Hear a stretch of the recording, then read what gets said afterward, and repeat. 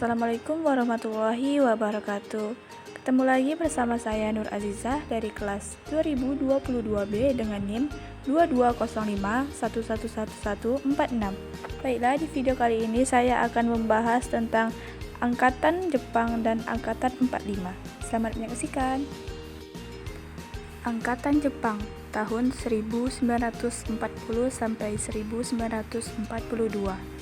Zaman Jepang adalah suatu zaman di mana bangsa Indonesia selama 3,5 tahun dijajah. Selama dipimpin oleh pemerintahan Jepang, warga Indonesia diberikan janji-janji mulu yang menyenangkan. Namun, tahun 1943, Jepang mengumpulkan para sastrawan Indonesia dan diberi nama Koimin Bunka Shida Seiko atau Pusat Kebudayaan. Karya sastra pada zaman Jepang diwarisi angkatan pujangga baru yang romantis dan idealis, tetapi karya tersebut bersifat realitas dan kritis.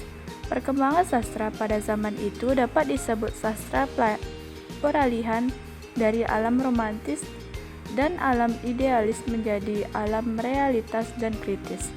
Pada masa penjajahan Jepang, banyak jumlah orang yang menulis sajak dan cerpen. Demikian juga sandiwara.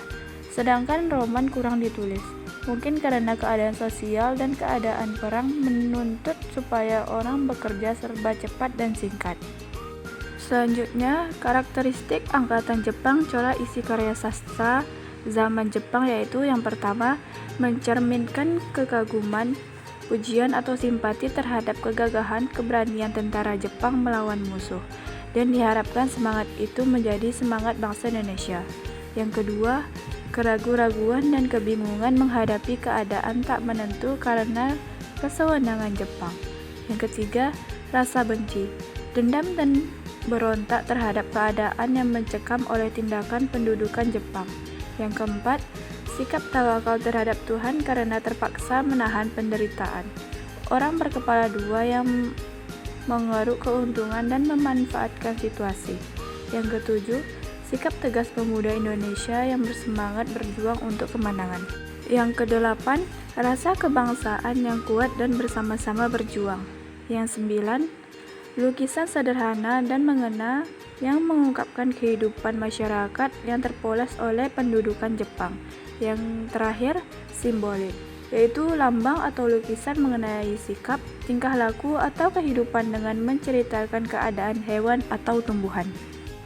Selanjutnya, Angkatan Jepang tahun 1940 sampai 1942 beserta hasil karyanya. Yang pertama, Rosihan Anwar. Pada zaman Jepang menulis sejumlah sajak dan cerpen. Sajak-sajaknya banyak melukiskan perasaan dan semangat pemuda. Cerpennya yang berjudul Radio Masyarakat menceritakan kemulut pemuda yang dilanda keraguan atas segala janji-janji kosong dari Jepang. Yang kedua, Nur Jamsu. Pada zaman Jepang, melukiskan sejumlah sajak yang melukiskan hati yang diamuk remaja. Pada masa sesudah perang, ia menulis cerpen antara lain yang berjudul Terawang, yang dimuat dalam majalah Geta Suasana pada tahun 1948. Selanjutnya, Angkatan 45. Angkatan 45 disebut juga Angkatan Kemerdekaan. Dilansir dari Pusat Dokumentasi Sastra HB Jasin, Angkatan 45 ialah nama yang diberikan kepada para sastrawan kesusastraan modern Indonesia yang berkarya di sekitar zaman penjajahan Jepang, masa kemerdekaan dan beberapa tahun sesudahnya. Berikut adalah ciri-ciri karya sastra Angkatan 45 yang membedakan dengan periode lainnya, yakni sebagai berikut. Yang pertama, bentuknya bebas, tidak terikat kaedah kebahasaan. Temanya diangkat dari realitas sehingga terkesan natural. Yang ketiga, lebih ekspresif. Yang keempat, menyiratkan perjuangan memperebutkan kemerdekaan. Yang kelima, mendapatkan banyak pengaruh dari sastra asing kemerdekaan. Yang keenam, mendapat banyak pengaruh dari sastra asing. Sastrawan angkatan ini lebih menonjol, dinamis, dan kritis. Hal ini menyebabkan individualisme mereka tinggi. Yang ketujuh, Karya sastra dalam bentuk puisi mendominasi angkatan ini, maka karya-karyanya menggunakan penghematan kata.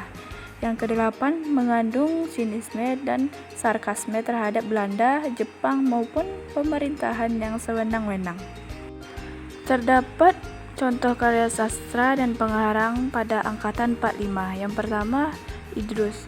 Idrus adalah sastrawan yang aktif menulis karya sastra berupa cerpen, novel, dan naskah. Karya beliau diantaranya adalah sebagai berikut. Surabaya membentuk cerpen. Jibaku Aceh terbentuk drama. Keluarga Surono berbentuk drama. Dari Ave Maria ke Jalan Lain, Kroma membentuk drama. Dr. Bisma membentuk drama.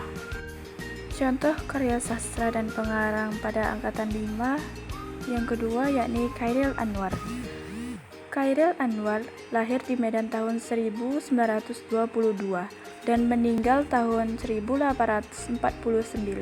Dalam usia 27 tahun, dialah yang mempelopori angkatan 45. Sikapnya yang berani dalam berkarya banyak dihormati baik oleh kawan maupun oleh lawan. Bersama Rifai Alpen dan Asrul Thani atau tiga serangkai mengasuh rubrik gelanggang dalam majalah siasat. Karya-karya Chairil Anwar banyak berupa puisi, di antaranya yakni Kerikil Tajam dan Yang Terhampas dan Yang Luput tahun 1949, Deru Campur Debu pada tahun 1945. Yang terakhir, Tiga Menguak Takdir pada tahun 1950. Demikianlah materi yang telah saya sampaikan mengenai angkatan Jepang dan angkatan 45. Apabila ada kesalahan, saya mohon maaf. Wabillahi taufiq wal hidayah. Wassalamualaikum warahmatullahi wabarakatuh. Sampai jumpa di video saya selanjutnya. Dadah.